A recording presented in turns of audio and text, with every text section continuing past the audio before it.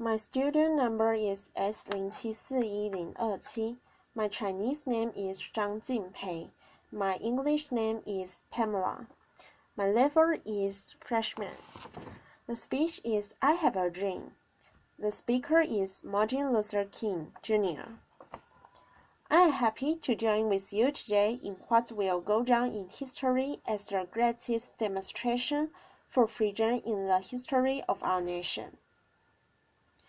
50 years ago, a great American in whose symbolic shadow we stand today signed the Emancipation Proclamation.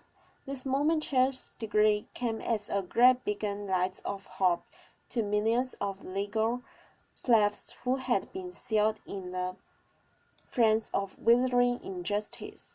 It came as a joyous daybreak to end the long lives of their captivity. But 100 years later, the Negro still is not free.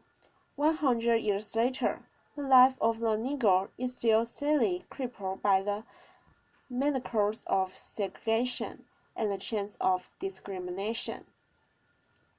100 years later, the Negro lives on a lonely island of poverty in the midst of a vast ocean of material prosperity.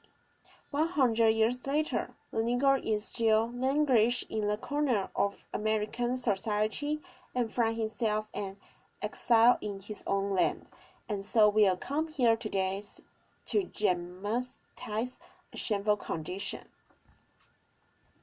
In a sense, we will come to our nation's capital to cash a check.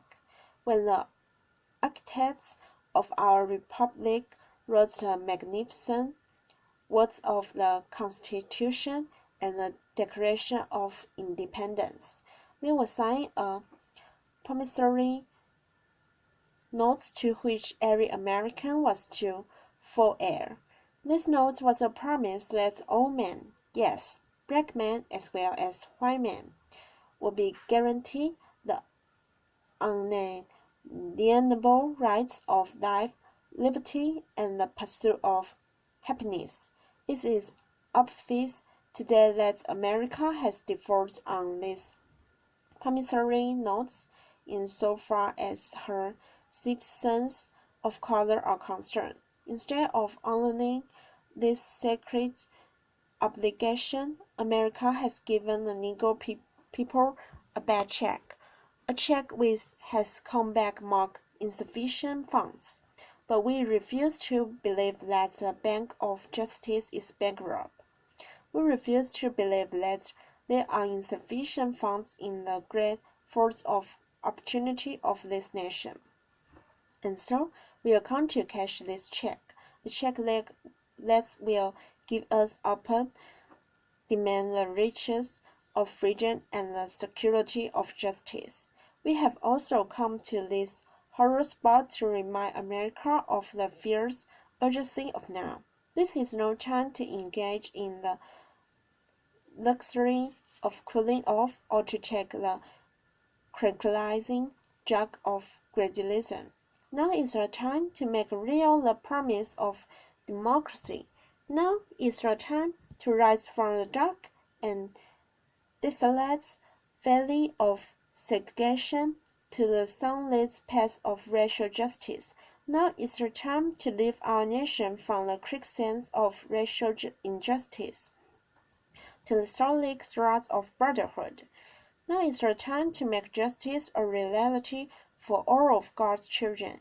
It will be fatal for the nation to overlook the urgency of the moment.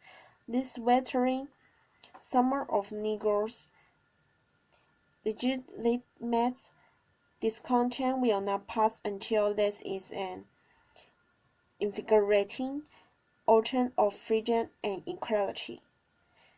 1963 is not an end, but a beginning, and those who hope that the Negro need to blow off steam and will not be content will have a rude awakening if the nation returns to business as usual, and there will be neither rest nor tranquility in America until the Negro is granted his citizenship writes, "The whirlwind of revolt will continue to shake the foundation of our nation until the bright day of justice emerges. But there is something that I must say to my people, who stand on the world threshold which leads to the palace of justice. In the process of gaining our rightful place, we must not be guilty of wrongful deeds. Let us not seek to satisfy our thirst for freedom by drinking from the cup of bitterness and hatred.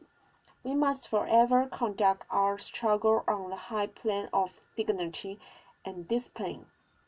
We must not allow our creative protests to degenerate into physical violence. Again and again, we must rise to the majestic heights of meeting physical force with soul force."